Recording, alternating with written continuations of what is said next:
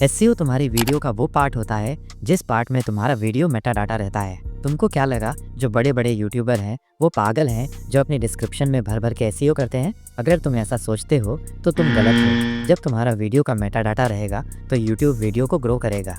आज की वीडियो में हम बात करेंगे कि अपनी वीडियो एसईओ के साथ कैसे अपलोड करेंगे। वीडियो को स्टार्ट करने से पहले मैं आपको बता देता हूँ, आपको कुछ भी नहीं करना पड़ेगा, सारा काम करेगा एआई। टाइटल से डिस्क्रिप्शन एसईओ के साथ सारे काम एआई करने वाला है। तुमको कुछ भी नहीं करना पड़ेगा, तुम वीडियो को लास्ट तक देखो, मैं सब कुछ बताऊंगा। तो लेट्स बिगिन। फास्ट हम ये जानते हैं वीडियो अपलोड कहाँ से करें। मैं आपको सजेस्ट करता हूँ आप सबसे पहले यूट्यूब ऐप से वीडियो अपलोड करो, फिर क्रोम पर जाओ और लास्ट में वाईटी स्टूडियो से वीडियो को पब्लिक करो। कैसे करना है सब कुछ बताऊंगा। मैं आपको एक एक करके बताऊं तो वीडियो बहुत लंबा हो जाएगा, इसलिए मैं आपके सामने एक वीडियो अपलोड करके दिखाऊंगा, तो स्क्रीन पर ध्यान से देखना।